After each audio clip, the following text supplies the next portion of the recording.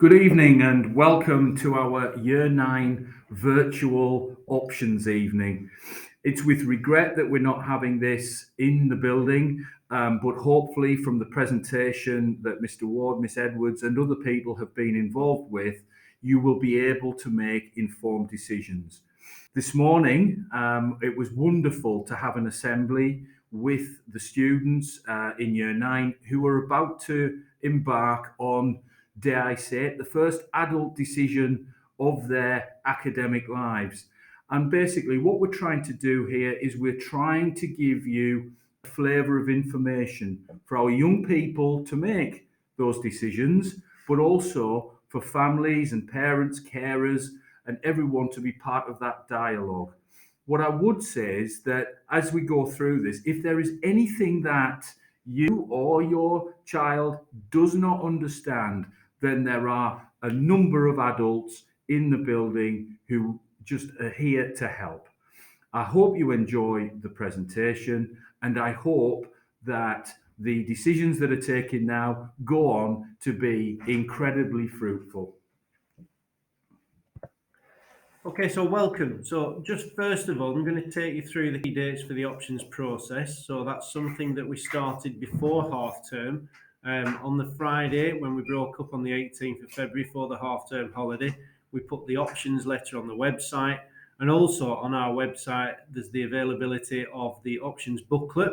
And in that booklet, there are pages on the options process and the subjects so that you can have a good read through.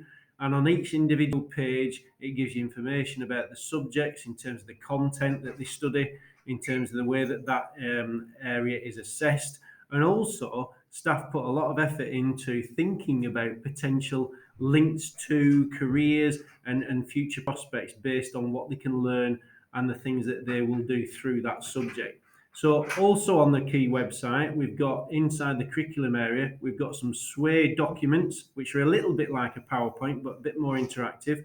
And on those are lots of information about individual options subjects and also links to careers. So just have a look at those and make sure that that's part of this process in terms of your thinking through your particular options. As Mr. Wrightson's just said, this morning on Tuesday, the 1st of March, we had the options assembly and we spoke to the whole Year 9 between ourselves and took them through basically the PowerPoint that you're going to see now, and then talk them through the process that lies ahead of them in the next week and a half.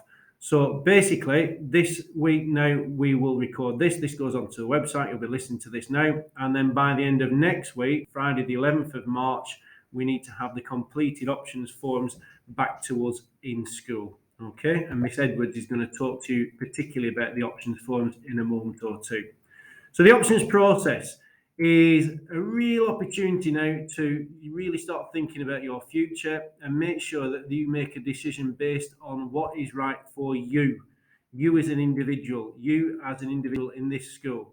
We're giving you a real good breadth of subjects to choose from, so there's lots of considerations to take in place in terms of what could lead to a sixth form place, what could lead to a college place, and indeed universities and employers and the kind of things that they want to see.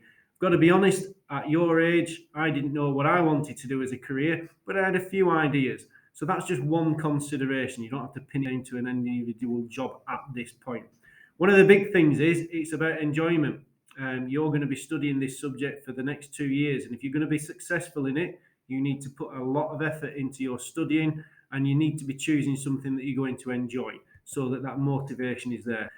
Most of the time, you can also think about what you're good at. Now, I say most of the time because there are some subjects on offer that you won't have studied in the past. So you might not really know what your potential is in that subject. But that's why we're giving you time to think this through so that you can read the information in the booklet and you can also go and speak to your staff members who will teach those areas and get a really good idea about what those subjects are all about.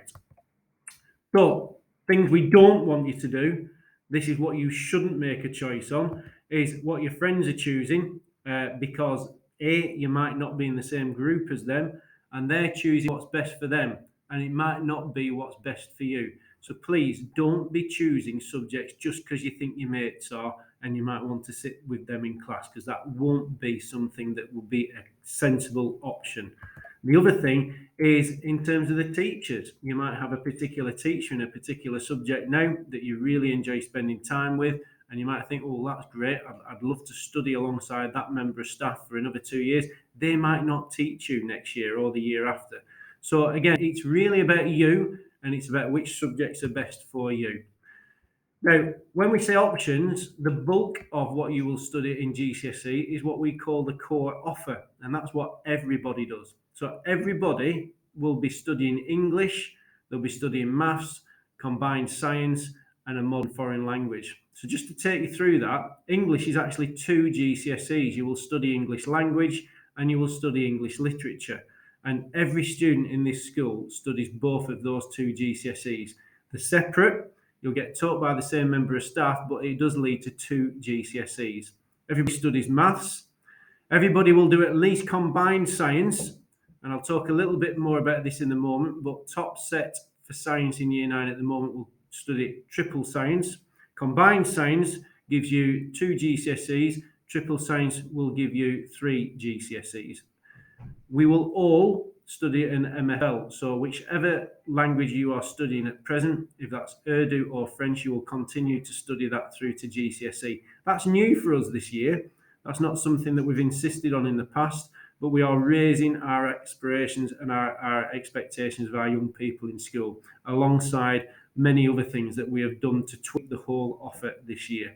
There are some students in school that don't currently study an MFL. They have extra literacy lessons, and we will be looking for those students to study Arts Award. Everyone then studies either history or geography. You're all studying those 2 subjects at the moment, so you will continue with at least one of them, and you choose which one. I say at least one of them because within the options process, if you wish to, you can study both.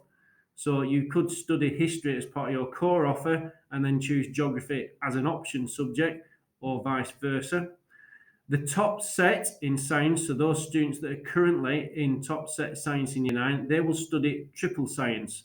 That means that those students then choose just one other subject. All other students will choose 2 other subjects because they are not studying triple science. The difference between combined science and triple science is that combined science, you have 6 exams, 2 chemistry, 2 biology, 2 physics, and that gives you a double grade. Whereas in triple science, you have 3 exams in each of those component parts, and you actually get a separate GCSE for physics and chemistry and biology. So it's 3 separate GCSEs. Okay, so these below in the blue boxes are now the options subjects, and all students, apart from the triple science group, will choose 2 of these. The triple science students will choose 1 of these. Most subjects in that list are subjects that you are already studying. So you are all studying business, you're studying geography, art, history, RE, design and technology to some extent, but not specifically engineering. But some of these are new, and I'll just talk you through a few of those. Everybody will have some recreational PE lessons. So they're the kind of PE lessons that you have now. If you choose sport, that is actually a different subject. That's an academic subject that you will be examined in. So it is separate to what you will have as just a PE lesson. The other thing that's new on there is computer science. That's something that we've introduced this year. That's a new subject for us. That at the moment will only be an option for the students in either sets 1 or 2 in maths, and that's because they're studying the higher tier maths. Computer science actually demands quite a high input in terms of your maths ability and your maths subject, and the kind of stuff that you will be studying in terms of the higher tier sets you up for that, and you will need that maths input in order to be able to succeed at computer science. So we're limiting that this year to sets 1 and 2 because they're taking higher tier maths. Another subject that's new is health and social care, and we've listened to students there. There's a number of students in school that have asked for that subject to be put on as an offer, and so we are doing that, and that's because we do have a member of staff in school that is trained and able to deliver that subject. And we will run that subject if we have enough interest in it. We need to have the right number of students choosing that subject in order for us to run it. So, for example, if only 5 students chose that, unfortunately, that wouldn't run as a subject. Okay, But the rest of them are fairly straightforward. But as somebody asked me in the assembly today, design, technology, engineering, sir, they said, is that like design technology? Well, there are certain transferable skills and things that you've already learned in terms of design technology, but the engineering course is slightly different. And I've said to them, that's the whole point of this process. You read the information on the booklet, you read the information on the website, but you go and talk to members of staff. So there, for example, Miss Abbott, Mr. Hudson, that teaches design, technology, engineering, go and have a chat with them and they'll tell you exactly what that course is all about. Okay, so there's the list of subjects. I hope there's plenty of breadth there, as you can see. Miss Edwards now is going to talk you through how you're going to fill in your form and get your choices back to us. So the form is going to be electronic this year. It will be sent to your school email address, and that link is just for you. And you can only fill it in once. So you need to be really careful that you are reading each question and filling it in correctly. When you have filled in the questions about which maths and science set you are in, you will get to a screen that looks a little bit like the picture below, and it will tell you to either choose one first choice and one second choice, or two first choices and two second choices. So for every subject, you will need to either tick first choice, second choice, or you don't want to study. You do need to make sure that any second choice you pick is one that you are happy studying, because you may be given that without being asked if for some reason it is not possible for you to study your first choice. If you are not sure that you are able to fill in the form at home, you can come to the LRC where there will be staff able to support you filling it in, and also so you can have access to IT if you need it. So I hope that all makes sense for you. Like I said before, some of you will have a very clear idea at this stage about what your dream career might be. Some of you will be absolutely not sure whatsoever, and that's fine. At your age, I didn't know what I wanted to do. And I said to the students this morning, there'll be some jobs out there that you will end up doing in your careers that aren't even invented yet, with the way that technology is moving on, etc. So it's not an absolute requisite, but if you have a career in mind, that might steer you towards certain choices. So the things that we want you to do, we want you to think of yourself. It's a selfish process, is this, and quite rightly so. It's about your dream career. It's about you getting towards the skill set you need to be really successful in life. And as you can see there, the aspiration that we have for you is to aim high and think big. Anything is possible at this stage. To be inquisitive, think about what it is that you want out of your studying, what it is that you want out of your career. Be independent. Have a look through those SWAY presentations. Don't just look at what you think your friends are looking at. Don't necessarily look at just what maybe people within your family already do as jobs. Think about something that might interest you. It may well be that you want to follow in a brother or a sister's footsteps, but you might have clear ideas about what you want to do yourself. And be reflective. Have a good think about it. Don't make snap decisions. That's why we're not rushing this. We're giving you 2 weeks so that you can have a really good think about what's going to be right for you and your future. So making the right choices will help lead to success.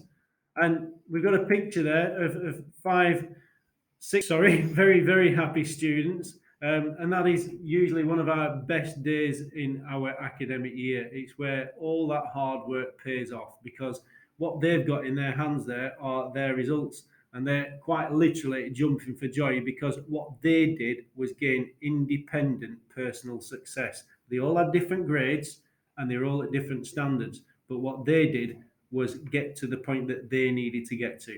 So I hope that's informative for you. And I hope that you now understand the process. If you don't, if there's any questions, then please get in touch with school. And just remember to get those forms in for Friday, the 11th of March. Okay, thank you very much for listening and take care. Thank you very much.